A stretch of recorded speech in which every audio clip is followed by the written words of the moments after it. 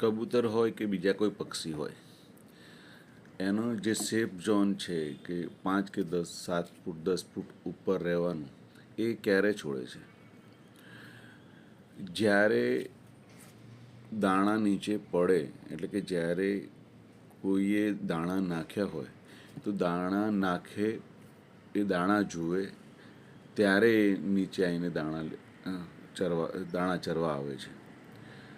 નહીં કે હમણાં દાણા પડશે એટલે હું ચરવાનું ચાલુ કરી દઈશ એમ કરીને વહેલો નીચે આવી જાય છે.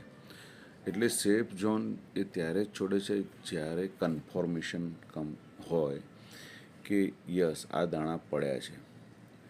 આના પરથી એ શીખવાનું કે આપણે ઓછામાં ઓછા અનસેફ ઝોનમાં રહેવા માગીએ છીએ, આપણે સેફટીમાં વધારે રહેવા માગીએ છીએ. તો આપણે એવા સમયે જ એન્ટ્રી કરીશું કે જ્યારે દાણા પડ્યા હશે, અને જ્યારે દાણા પડ્યા હોય ત્યારે એને પિક કરી અને આપણે પોતાના સેફ ઝોનમાં આવી જઈશું. આ જે સ્ટ્રેટેજી છે એ નેચરલ સ્ટ્રેટેજી છે.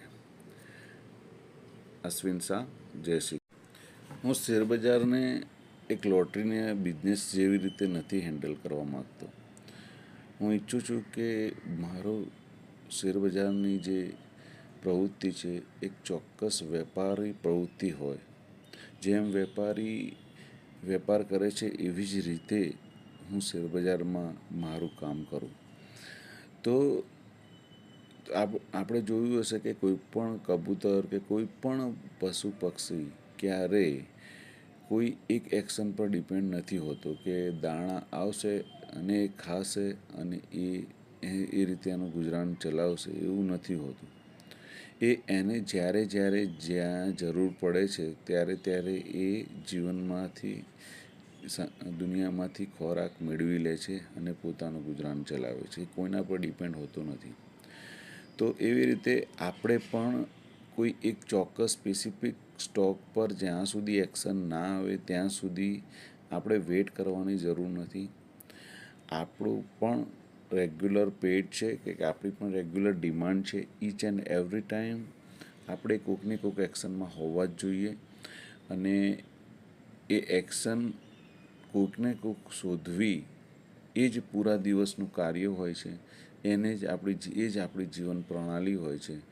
અને એક્શન હોય તો જ એમાંથી કંઈ મળવાનું છે, બાકી નથી મળવાનું.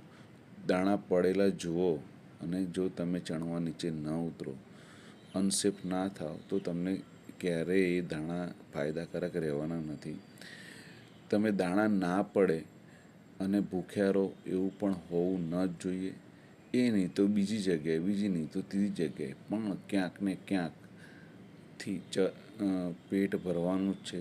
આ જો પદ્ધતિ મગજમાં વિચારી લેવામાં આવે તો જ આ જીવન પ્રક્રિયાને શેરબજારની પ્રક્રિયા સાથે જોડી શકાય. અશ્વિન શાહ, જય શ્રી કૃષ્ણ.